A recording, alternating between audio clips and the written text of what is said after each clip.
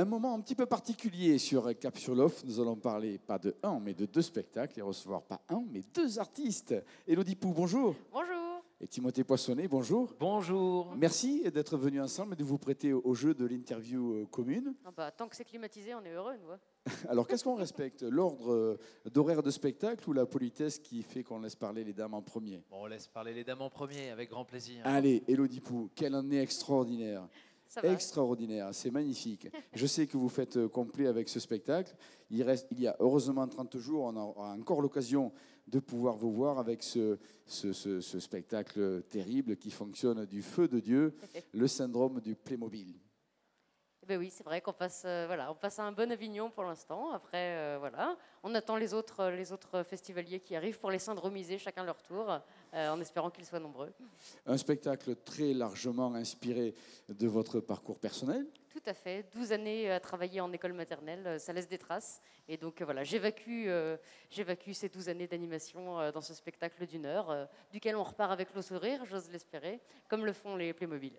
Et très largement réussi par le talent comique que vous avez. Moi, j'ai vu le spectacle plusieurs fois même, donc je suis très à l'aise pour en parler. C'est drôle, c'est terrible, c'est rythmé, on n'arrête pas. Et vous y allez, il faut oser y aller avec les enfants comme ça, hein? Oh, ça pique un peu au début, et puis on finit par... l'oreille s'habitue, on finit par s'y faire, et puis on rigole tous ensemble. Bon, ça picote un petit peu, mais ça fait du bien aussi, l'humour qui picote un petit peu. Et puis après tout, on doit bien penser ça quelquefois, hein? Ah bah oui, après, quand on entend des gamins nous poursuivre en faisant « Maman, maman, maman, maman », pendant 12 heures, il faut évacuer, sinon on pète les plombs. Sans compter que parfois, ce sont les mamans qui font le sketch aussi, hein? Oui, c'est vrai. Et alors vous, Timothée Poissonnet, vous êtes juste avant, alors pardon, Élodie, au Palace 15h10. Timothée Poissonnet, alors vous, c'est votre manière votre observation de la vie avec votre personnalité à vous, où vous passez assez radicalement du coq à l'âne, si je puis dire. Exactement, c'est un nouveau style d'humour que je présente, c'est l'humour séquentiel, l'art de passer du tout au tout au rien du tout, c'est super surprenant. On l'a fait complet aussi, comme Élodie Pou, visiblement la salle 3 du Palace marche très bien. Que des beaux spectacles dans la salle 3. Que des bons spectacles, donc voilà, un nouveau style d'humour, l'humour séquentiel à découvrir. C'est vrai. Et alors, donc, est-ce que la bonne idée de ce festival, ce ne serait pas d'aller à 13h40 au Palace pour applaudir Timothée Poissonnet, juste le temps de prendre un petit rafraîchissement, et puis 15h10, c'est au tour d'Élodie Pou. Alors, c'est vrai que les humours sont différents, les thèmes abordés sont différents. Faire rire, c'est jubilatoire. Ah oui, ça fait du bien, ça c'est clair. Il n'y a rien de tel que de faire plaisir aux gens et qu'ils nous disent non seulement bravo, on a passé un bon moment, mais également merci. Ça fait plaisir. Et ceux qui nous disent vous avez changé notre vie, c'est encore plus beau. Ah oui, il te dit ça? Ah oui, souvent. Ouais. C'est ma copine qui me le dit le plus souvent, oui, quand même. En tout cas, des spectacles qui sont techniquement, c'est tout public. Je pense qu'on peut y aller à tout âge. Hein. Il n'y a rien de choquant, de trop choquant. Non, par contre, à la fin du spectacle de Timothée, on peut être fatigué soi-même parce qu'il est tellement énergique qu'on ne sait pas comment il fait. Pour l'anecdote, moi j'ai déjà eu une enfant de 2 ans dans ma salle qui n'a pas arrêté de pleurer pendant 10 minutes. Et au bout de 10 minutes, j'ai arrêté mon spectacle, je suis allé la voir, je lui ai fait « Maintenant, il faut que tu te calmes ». Elle a arrêté de pleurer. Et à la fin, j'ai une standing ovation. Je ne sais toujours pas si c'est parce que j'ai réussi à faire arrêter un gamin ou si c'était pour mon spectacle. Félicitations. En tout cas, ça prouve que le public est de bonne humeur. Et c'est vrai qu'on se marre, que ce soit à l'un ou à l'autre des deux spectacles, même si les personnalités sont différentes, les termes sont différents. C'est rythmé, c'est extrêmement drôle. Nous, on vous le recommande chaleureusement. Rappelez-vous, le Palace, vous êtes devant à 13h40. Timothée Poissonnet, sortez petit rafraîchissement. Élodie Pou à 15h10. Capsule Off, c'est aussi l'occasion de vous proposer de véritables révélations, en tout cas ici sur Avignon, parce qu'ailleurs c'est déjà fait, notamment par Bruno Taloche. Bonjour. Bonjour. Merci d'être... Sans mon frère cette fois-ci. Oui, c'est vrai, c'est vrai. Rare. Hein. Mais on a toujours du plaisir à vous recevoir et vous transmettrez nos amitiés à Vincent. Vous êtes venu accompagner votre coup de cœur. Ben voilà. Félix Radu, bonjour. Bonjour. Bravo d'abord. Merci. Et puis merci, bravo pour votre univers qu'on va évoquer dans un instant. Je précise tout de suite que vous êtes sur le Festival d'Avignon pour une seule date exceptionnelle, le 15 juillet au Théâtre de l'Observance à 22h45. C'est vraiment pour venir prendre la température avant de vous installer sur le festival définitivement, je dirais. Oui. Mais j'étais jamais venu à Avignon dans le festival en fait de toute ma vie. Et avec Bruno, on en a beaucoup parlé. Et c'est vrai qu'Avignon, le festival, c'est quand même un univers complètement à part. Et déjà rien qu'aujourd'hui, quand je suis arrivé, je me suis rendu compte que j'ai bien fait. Parce qu'il faut, effectivement, il faut prendre la température. faut mettre le pied dedans un peu. Et je suis sûr que vous n'en repartirez pas à cause du succès que vous y rencontrerez. Alors, je j'espère. disais révélation au Festival d'Avignon. Vous avez déjà été une révélation dans votre pays, en Belgique. Voilà, et notamment une révélation au travers des... Oui, voilà, on a un festival avec Vincent qui s'appelle le Vourir de Liège. Et il y a 2-3 ans, dans le festival, il y a une partie du festival qui s'appelait le Tremplin du Rire, qui est pour les jeunes en dessous de 18 ans. Et on avait découvert Félix à ce moment-là, qui avait à peine 18 ans, 16-17 ans. Et on avait vu avec Vincent qu'il avait vraiment une particularité, c'est cette écriture déjà assez fine pour quelqu'un de cet âge-là. Et on l'a suivi, on l'a épaulé. Et puis maintenant, voilà, je m'en occupe depuis maintenant 1 an. Et en Belgique, ça commence à faire son petit bonhomme de chemin, et en France aussi, à travers pas mal de festivals d'ailleurs. Alors, parlez-moi de cet univers qui est inédit, parce que c'est vrai qu'on ne cherche pas... On n'a pas trouvé d'équivalence aujourd'hui, à part peut-être quelques références au niveau des bases de Raymond DeVos, par exemple. Vous êtes vraiment sur une réflexion sur l'écriture. Oui, j'ai un grand amour du texte. C'est-à-dire que j'ai envie qu'en sortant du spectacle, les gens se posent des questions. C'est-à-dire qu'aujourd'hui, beaucoup de gens vont voir des seuls en scène pour s'éteindre le cerveau. Et moi, je pense au contraire qu'on y va pour s'allumer. On réembrase un feu, on a envie de se nourrir, de lire, de s'intéresser, de voir des choses. Et voilà, moi, mon travail, Ce qui n'empêche pas de rire beaucoup. Ah non, mais c'est bien pas sûr. épuisant Alors, comme spectacle. non, mais alors, Il faut le dire. effectivement, on rit beaucoup, mais j'espère et je travaille pour que ce ne soit pas la seule chose qui se passe durant le spectacle. J'ai envie qu'on sourie aussi, parce qu'un sourire, c'est très très beau aussi. Et puis il y a un univers tout à fait poétique aussi par rapport Voilà, à ces on textes. travaille Et la poésie. franchement, c'est un spectacle complet, je trouve. Intelligent et complet. Intelligent, complet. Et c'est lui qui l'a dit. C'est moi qui l'ai dit. Intelligent, C'est le complet boss. et drôle. J'ajouterai. En tout cas, c'est vraiment l'occasion d'une véritable découverte. Ça sert à ça, les festivals. Sinon, alors Venez. Voilà. Félix Radu, ça s'appelle Les mots s'improsent. Attention, exceptionnel, une seule date, le 15 juillet, le samedi 15 juillet, à 22h45, au théâtre de l'Observant. Je vous conseille vraiment d'aller découvrir cet univers intelligemment drôle. Est-ce que c'est bien dit C'est comme très ça joliment formulé. Merci en tout cas, Merci, Bruno, de l'avoir accompagné. On a toujours du plaisir à vous On recevoir dans cette émission. reviendra l'année prochaine sûrement. Allez, on refait un petit tour. Félix Radu, Les mots s'improsent, le samedi 15 juillet, une seule date, 22h45, ne la manquez surtout pas. L'artiste que je reçois maintenant est belge, elle est jeune, elle est jolie, elle est surtout extrêmement drôle et talentueuse. Et elle a décidé qu'elle n'irait pas chez le psy, mais elle vient nous voir. Manon Lepom, bonjour. Bonjour. Merci d'être Merci venu à vous.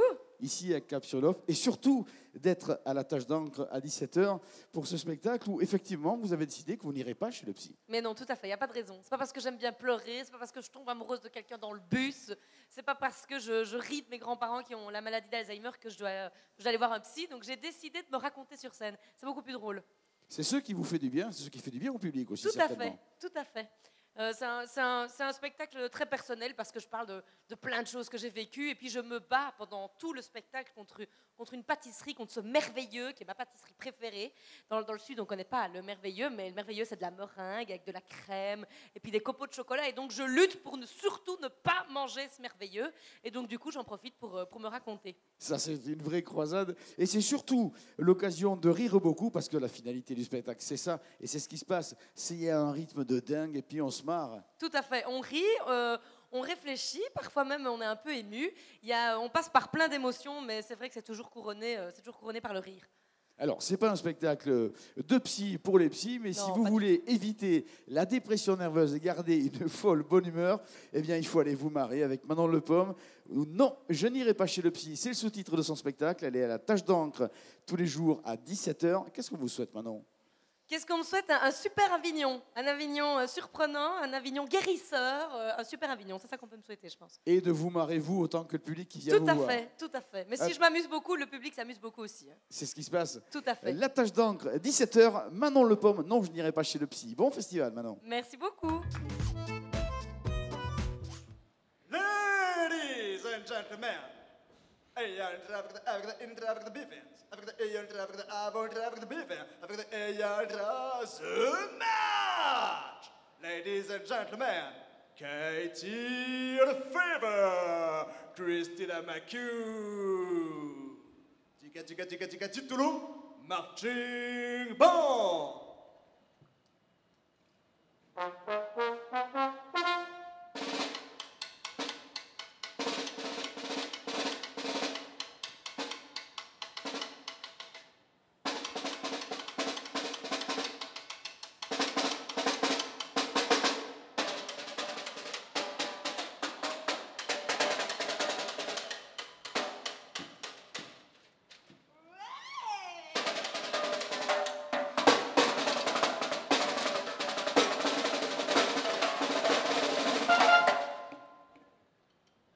and gentlemen, Katie Lefebvre, Christina Macou.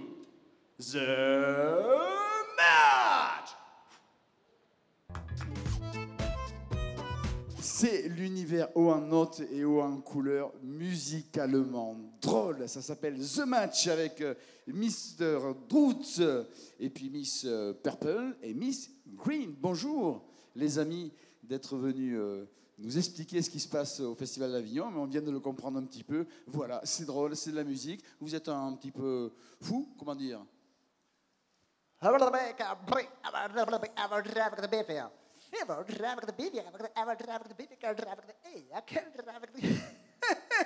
La réponse est là. Quand vous imaginez que c'est un arbitre qui donc arbitre une battle entre les deux musiciennes, Miss Purple et Miss Green, hein, où, cela dit, il arbitre, mais le public intervient beaucoup. Hein.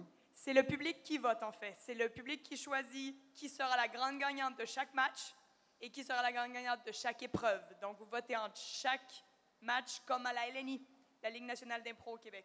D'où vient un peu l'idée du spectacle. Ça veut dire que finalement les spectateurs sont un peu acteurs de ce spectacle aussi. En tout cas, ils participent au même jeu, au même amusement que vous les comédiens, car j'imagine que vous amusez beaucoup. Hein. Ah bah oui, c'est un peu le but du truc. En tout cas, je sais que vous amusez surtout les autres. Vous êtes à l'espace Roseau à 14h30, et alors c'est en alternance, il faut se renseigner, avec un deuxième spectacle dont on parlera un autre jour. Pour l'heure, ça s'appelle The Match, vous l'aurez compris, une battle, un arbitre, tout le monde bien déjanté, bah, c'est plein de rythme, c'est extrêmement drôle. Venez bousculer ce spectacle, les artistes adorent ça. Ça s'appelle The Match, c'est à l'espace Roseau à 14h30.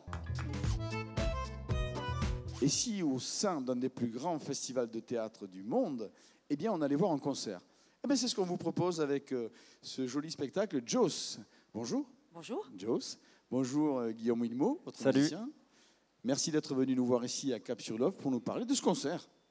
Alors oui, c'est un concert principalement de chansons. Voilà, il y a des petites taquineries au milieu, il y a des petits échanges. En fait, il n'y a pas une grande histoire, il y a plusieurs histoires. C'est les histoires des chansons, tout simplement.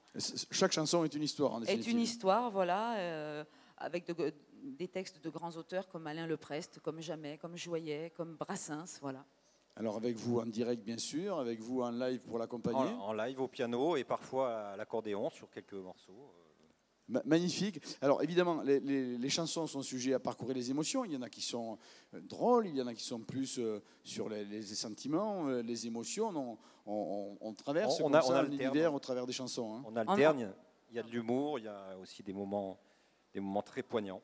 Voilà, on mélange un petit peu les deux. Hein. C'est bien aussi de faire réagir les gens avec leur côté un petit peu, avec un côté un peu humoristique, et puis paf, on replonge derrière vers quelque chose de plus émotion. Voilà. Avec des chansons parfois que vous avez le sentiment de faire découvrir parce qu'elles sont vraiment tombées dans l'oubli. Complètement, ou parce que aussi les gens ne connaissent pas forcément, parce qu'il y a des chansons qui sont contemporaines, qui sont tout à fait actuelles. Donc, oui, parce qu'il y a du répertoire de Brassens, de Linda Lemay, donc voilà, il y a des chansons qu'on connaît très bien, puis il y en a qui viennent de l'époque où il n'y avait pas les radios libres et on les connaissait moins. Tout à fait. Peut-être Boris Vian, je veux dire, quoique Boris Vian, maintenant, on connaît un petit peu son parcours, mais bon, la chanson est à l'accordéon avec une mise en scène assez drôle. Les Joyeux Bouchers, ouais. Mais en fait, c'est aussi qu'il y a on évoque des auteurs qui sont pas diffusés, quoi, simplement. C'est une chanson à texte qui est malheureusement un peu masquée. Et donc voilà, on évoque un peu tous ces artistes. J'aime beaucoup le titre et le sous-titre du spectacle, Joss, chanson à voir, parce que c'est vrai que les chansons, elles se regardent aussi, l'interprétation et apportent évidemment quelque chose, et c'est un moment captivant. Et pourquoi pas une parenthèse musicale au sein de ce festival entre deux jolies pièces de théâtre. Ça se passe à la Tache d'encre, c'est à 22h30 et ça s'appelle Joss, J-O-C-E. Vous aimez le théâtre et ça tombe bien. On est à Cap-sur-le-Hof et on va parler de Baie des Anges avec un des comédiens, Nicolas Rapeau. Bonjour. Merci d'être là. Vous partagez la scène avec David Ayala et Joséphine Garraud.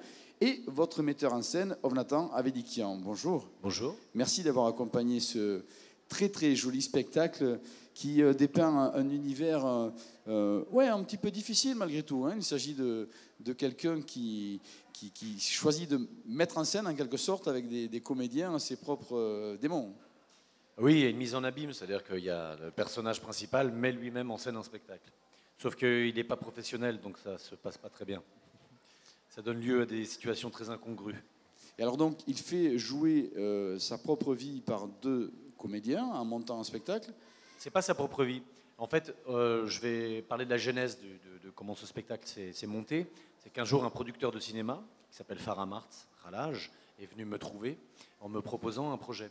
Et il m'a dit, j'aimerais monter une pièce, j'aimerais que tu mettes en scène une pièce qui raconterait une histoire très douloureuse. Et il a mis beaucoup de temps à me raconter cette histoire. Puis je lui ai dit, mais il faut que tu me dises quand même ce que c'est. Puis il m'a dit que c'était un de ses amis qui s'était suicidé et il voulait lui rendre hommage. Et on est allé voir un auteur qui s'appelle Serge Valetti, qui est très connu, notamment à Avignon, puisqu'il habite à Avignon. Et Serge a tout de suite dit oui. Et en fait, ce qu'il a fait, c'est qu'au lieu d'écrire la pièce sur cet homme qui a mis fin à ses jours, il a plutôt écrit, il a inclus le producteur et moi-même dans la pièce. Donc c'est l'histoire d'un homme on ne sait pas très bien s'il est producteur ou s'il est artiste, et il convoque un jeune homme, comédien et metteur en scène, et il se lance dans cette espèce de spectacle, mais très très étrange, quoi. Et puis petit à petit, l'histoire éclot, mais en tout cas, entre les personnages, ça devient de plus en plus trouble. Voilà. Donc c'est un vase, c'est comme un sablier qu'on retourne. C'est ce que j'ai essayé d'exprimer tout à l'heure, c'est que finalement, les comédiens, lorsqu'ils commencent à entrer dans le spectacle, en fait, ils s'imprègnent de l'état d'esprit de celui qui a décidé de créer le spectacle, hein, le premier des personnages. Oui, c'est une mise en scène en direct, en fin de compte. Donc on rentre un peu vierge et on reçoit toutes les énergies que nous renvoie le metteur en scène qui essaye, comme il peut, de nous diriger, parce que c'est un peu des 3 pieds nickelés au début. Ils cherchent, ils ne savent pas par quelle porte d'entrée commencer leur projet. Enfin voilà, donc il y a quand même, ça commence sur un mode un peu de comédie, même de bouffonnerie, je dirais. Voilà. Et puis petit à petit, des choses se créent, des petites pépites se trouvent, et alors on rentre dans le drame au fur et à mesure, et voilà, un terrain se creuse. Le spectateur, c'est comme un puzzle. Il arrive à reconstruire, et à la fin, il a tous les éléments de l'histoire. Et le but, c'est que dans sa tête, ça soit très clair à la fin. C'est une comédie dramatique très, très, très écrite et très bien mise en scène. Surtout, c'est un vrai beau moment de théâtre. Vous êtes au 11 Gilgamesh Bellevue à 13h45. Le spectacle s'appelle B des anges. Vous le savez, lorsqu'un spectacle a énormément de succès à l'occasion d'un festival, eh bien, il est réinvité sur l'édition qui suit. C'est ce qui se passe avec le spectacle de Patrick Gadet, The One Mental Show. Bonjour Patrick Gadet. Bonjour. Merci d'être venu nous parler de ce spectacle. Alors je précise de suite que The One Mental Show, ça s'écrit avec un Z, on comprend que c'est de l'humour aussi. Tout à fait, c'est un spectacle d'humour avec du mentalisme à l'intérieur. Et le mentalisme, contrairement au spectacle traditionnel de mentalisme, va être au service des personnages et au service de l'histoire. Alors on rit essentiellement, mais qui dit mentalisme aussi dit interactivité. Tout à fait. Interactif du début à la fin, puisque The One Mental Show, en fait, c'est un combat de mentalistes. Il y a 3 personnages et c'est le seul one-man show où les gens vont voter pour le gagnant. Et à la fin du spectacle, donc les gens votent vraiment pour le personnage qu'ils ont préféré et le gagnant revient présenter le clou du spectacle. Donc les gens c'est une interactivité permanente déjà pendant le spectacle puisqu'il y a des gens qui vont participer au tour de mentalisme. Il y a des interactions avec le public sans cesse. Et à la fin, donc, c'est vraiment eux qui décident du final. Et ce qui se passe assez essentiellement, c'est que les gens rient. Ben oui, évidemment, c'est un spectacle d'humour. Donc, forcément, les gens rient beaucoup. Et c'est une approche assez nouvelle, en fait, du mentalisme. Puisque souvent, alors j'ai des maîtres en la matière, hein, par exemple Fabien Olicard ou quoi. Eux sont dans le spectacle plus, on va dire, stand-up ou classique de magie. Et vont faire des tours enchaînés avec un fil conducteur. Mais même s'il y a de l'humour dedans, Fabien Olicard est très très drôle sur scène, mais ça reste le personnage de Fabien Olicard, du magicien. Alors que moi, ce sont des vrais personnages créés pour l'occasion, qui ont une vie, qui ont une histoire. Par exemple, on a Boris, qui est un réfugié ukrainien qui vient de Tchernobyl. Il y a John Mackay du FBI. Donc, pour ceux qui la comprennent. D'accord, d'accord. Alors, évidemment, voilà, c'est un spectacle d'humour. On sait que ça va être un succès l'an dernier. Je ne vais pas citer tous les prix de festival que vous avez eu cet hiver, mais c'est impressionnant. On se marre. Vous êtes un performeur de la scène. Ça s'appelle The One Mental Show avec Patrick Gadet. C'est au Lorette Théâtre, 19h40. Pas de relâche à fond? Aucune relâche. Alors, il ne faut pas manquer tous ça. les jours. 19h40, Lorette Théâtre, c'est The One Mental Show. Les amis, nous allons maintenant parler d'une jeune et talentueuse adaptation des Faux-Bris de Scapin. Et pour ce faire, tout de suite sur le plateau, Samuel Yagoubi, Luca Mediava et Tigran Mekitarian, qui est aussi metteur en scène et comédien de cette comédie. Vous êtes 10 sur scène, hein? Exactement, on est 10 sur scène. Et si je peux me permettre, je donnerai le nom des autres comédiens. Bien sûr. Théo Navarro-Mussi, Théo Askolovitch, Alexei Ebrard, Isabelle Andrzejewski, Étienne Paliniewicz, Charlotte Lévy et Sébastien Gorski, notre cher Scapin. Ce monde qui sous-entend l'occupation du plateau, mais aussi le rythme, le dynamisme de cette adaptation de Scapin. Exactement, oui, il y a un rythme soutenu, il y a une belle... En fait, c'est ce que les gens disent le plus quand ils voient la pièce, ils disent qu'il y a une énergie qui est incroyable. Parce qu'on est jeune, parce qu'on a la patate, parce qu'on a la rage, parce qu'on défend cette pièce, parce qu'on l'a fait avec les bonnes intentions. On veut faire du Molière pour les gens qui ne vont pas voir du Molière, parce que c'est dommage qu'ils passent à côté de valeurs comme ce que Molière donne. Donc on a envie de défendre ça, et quand on est sur scène, on a tellement d'amour entre nous que les gens le voient, l'énergie les transporte. Alors c'est vrai que c'est le texte de Molière, dit interprété par des comédiens, mais qui sont jeunes. Une jeune génération, mais professionnelle. On a beaucoup d'années de travail derrière nous. Il y en a qui font ce métier depuis 10 ans déjà. J'en doute pas. Mais du coup, on pourrait penser que c'est fait pour que ce soit, comment expliquer, plus perceptible par la nouvelle génération. Et en définitive, et ça n'a absolument rien de péjoratif, parce que ce langage, ce ton jeune, qui je peux dire, donne au contraire beaucoup de force au texte. Alors justement, on pourrait dire que ça fait plaisir à la nouvelle génération, ce qui est facile, parce que bien sûr, on met du rap, on met de l'électro, on met de la danse, on met de l'impro dedans, on fait participer le public, donc la jeune génération, ça leur plaît. Mais ce qu'il faut savoir, c'est que l'ancienne génération, les personnes qui connaissent le plus Molière, c'est eux qui sont le plus surpris de ce qu'on fait du texte, parce qu'on mâche les mots de Molière d'une façon qu'ils ont rarement vue. On parle le Molière comme je suis en train de vous parler là maintenant, monsieur. Et c'est là où les comédiens sont très forts. Parce que la mise en scène, c'est rien. Oui, la mise en scène, c'est facile de mettre un décor moderne, de mettre des costumes modernes et de mettre des accessoires modernes avec quelques idées de musique. Mais là où on est fort, c'est que les comédiens, comment ils s'accaparent du texte, comment ils mangent le texte de Molière, ils mettent des intonations, des intentions jeunes, des intentions qu'on entend aujourd'hui avec des références de maintenant. Je vais m'adresser à un des comédiens pour lui demander, est-ce que vous pensiez, il y a 5 ans, 7 ans, 8 ans, que vous joueriez du Molière un jour? Moi, personnellement, quand j'ai commencé le théâtre, j'ai commencé vraiment par des grands textes de grands auteurs. Et du coup, ça m'a permis de nourrir un plaisir et une envie d'aller vers ces auteurs-là, parce que je trouve que c'est un défi pour nous en tant qu'acteurs, et c'est un cadeau, parce que c'est d'une beauté. C'est pas pour rien que ces auteurs-là, on les joue encore. C'est-à-dire que Molière, ça fait des années, des centaines d'années qu'il a écrit ces choses-là. C'est toujours actuel, ça résonne encore. Et ce qui est fort dans le spectacle, effectivement, c'est à la fois d'avoir trouvé le ton, le dynamisme, le rythme pour le proposer aux jeunes générations. Et la bonne surprise, c'est que ça régale les plus anciens qui connaissent parfaitement les Faux-Bris de Scapin. C'est pourquoi nous vous recommandons ici à Cap-sur-le-Off de vous rendre au Théâtre Notre-Dame à 21h45 pour découvrir et surtout prendre beaucoup de plaisir avec cette version des Faux-Bris de Scapin. Merci. Merci beaucoup. Merci beaucoup.